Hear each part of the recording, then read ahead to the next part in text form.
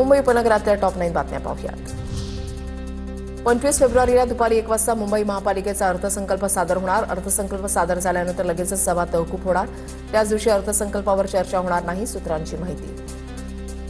मुंबईचे माजी पोलीस आयुक्त परमबीर सिंग यांची लीलावती रुग्णालयाच्या कार्यकारी संचालक पदावरून हकालपट्टी, लाचखोरी आणि धमक्यांचे परमबीर सिंग यांच्यावर आरोप।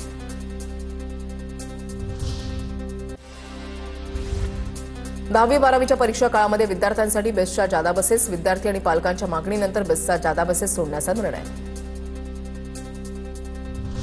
4.5 महिन्यांपासून बंद असलेली मोनो रेल पुन्हा धावणार। चेंबूर 7 रस्ता मार्गाची ISA सुरक्षा तपासणी सुरू, वाहतुकीसाठी प्रमाणपत्र मिळाल्यानंतर सेवा सुरू होणार।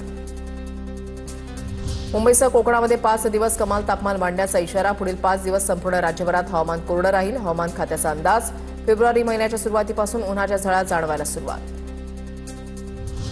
मुंबईमध्ये 238 नवीन AC लोकलपैकी पहिली नमुना लोकल 2.5 वर्षामध्ये ट्रॅकवर येणार। MRVSच्या बोलीपूर्व बैठकीमधील निर्णय।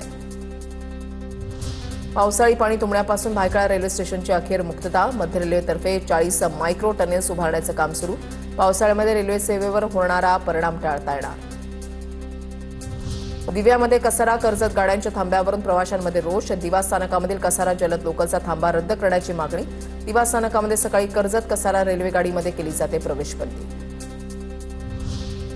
आता पुणे जिल्ह्यामधल्या टॉप 9 घडामोडींचा आढावा घेणार आहोत।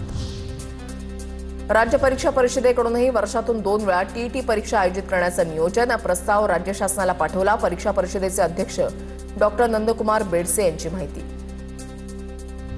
राज्यामध्ये आजपासून 12वीच्या परीक्षा जवळपास 95% परीक्षा केंद्रांवर विद्यार्थी CCTVच्या निगराणीमध्ये परीक्षा देतील। CCTV नसलेल्या 172 परीक्षा केंद्रांवर कर्मचाऱ्यांची अदलाबदली। बाह्य रुग्ण सेवेलाही महात्मा ज्योतिबा फुले जन आरोग्य योजनेचा लाभ मिळणार। नव्यानं समाविष्ट 2000हून अधिक आजारांवर मोफत उपचार मिळणार। महापालिका आयुक्तांकडून शहरातील अनधिकृत बांधकामं आणि व्यवसायांवर कारवाई करण्यासाठी नवीन SOP जाहीर। प्रत्येक क्षेत्रीय कार्यालयाअंतर्गत असलेल्या कनिष्ठ अभियंत्यांसह इतर अधिकाऱ्यांवर सर्वेक्षण करण्याची जबाबदारी। पिंपरी चिंचवडमध्ये 10वी-12वीच्या परीक्षेच्या विद्यार्थ्यांसाठी PMPकडून विशेष बस सुविधा। विद्यार्थ्यांचे बस पास त्यांच्या निवासस्थान ते परीक्षा केंद्र या दरम्यान वैध असणार। पुण्यातील कारेगाव पंचायत समिती गणातील राष्ट्रवादीच्या इन्स्टा स्टार निर्मला नवलेंचा पराभव। भाजपच्या मनीषा पाचंगे यांच्याकडून 393 मतांनी पराभव। मावळमध्ये राष्ट्रवादीचा झेंडा। जिल्हा परिषदेच्या 5 आणि पंचायत समितीच्या 10 जागांवर राष्ट्रवादीचं वर्चस्व। कार्यकर्त्यांच्या जल्लोषात दिवंगत उपमुख्यमंत्री अजित पवारांचेही फोटो झळकले। इंदापूर तालुक्यामधल्या बावडा जिल्हा परिषद गटामधून राष्ट्रवादी काँग्रेसकडून अंकिता पाटील विजयी। अंकिता पाटील हर्षवर्धन पाटील यांच्या कन्या। इंदापूर बोरी गणातील राष्ट्रवादी उमेदवार श्रीराज भरणे विजयी।